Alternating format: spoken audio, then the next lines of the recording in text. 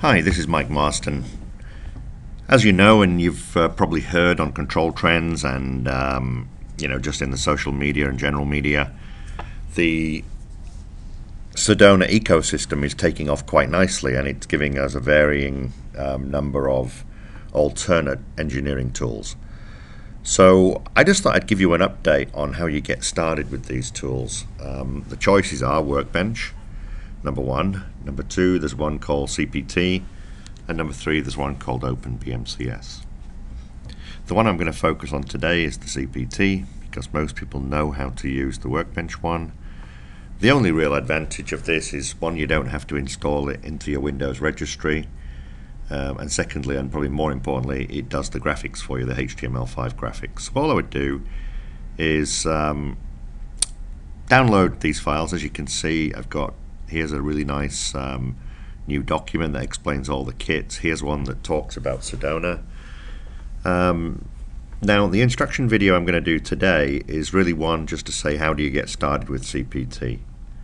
Now, I emphasize the key to all of this, whether you're using Workbench, CPT or whatever, the key to it is to get your Sedona folder correct, because like in Niagara where you have jar files and all your functionality, in Sedona you have what's called kits. Now if the kits are not in the folder or you've got the incorrect ones, then you'll have problems. So here's what you do.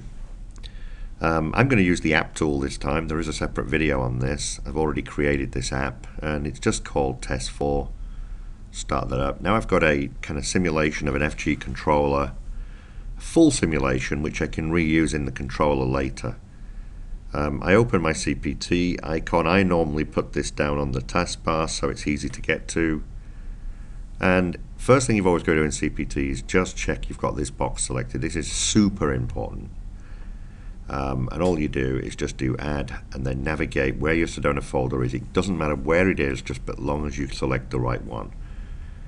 Give it a name, hit the save button, and then the next thing you have to remember is when you actually open either the IP address or you open the controller, here's the virtual controller, you've got to select here what your Sedona folder is. Now in my case it's pretty straightforward.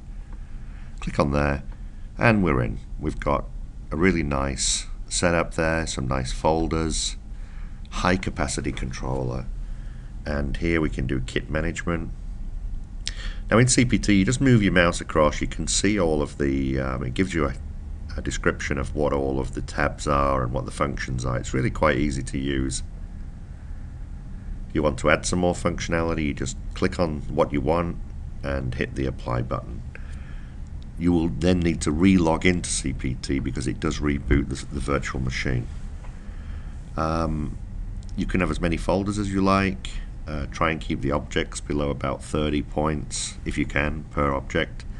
If you end up with lots of folders like this project, all you do is very simply use your link manager here, which is a super function, and you can just select, right, in this folder I want this object and I want this slot to connect to this object in any of the folders, to this object, to this slot, and then when you get it right and you've got the right one, this link will ungray and look like this one below, and then you just click on it and then you do your next link. So that's really simple. You can do backups in here, you can do your graphics in here. I'll just give you a little quick peep there. So if I was to open this graphic, as you can see, it's got some Portuguese language in it actually. But if I want to add some ductwork to this or whatever, you just click on it and then you just hover your mouse over the top and you start to see what those images are. So there's just a little update on the CPT. Good luck. It's not that hard. In fact, it's pretty easy, I think. And let me know if you have any problems, or let Fu know or any of the team.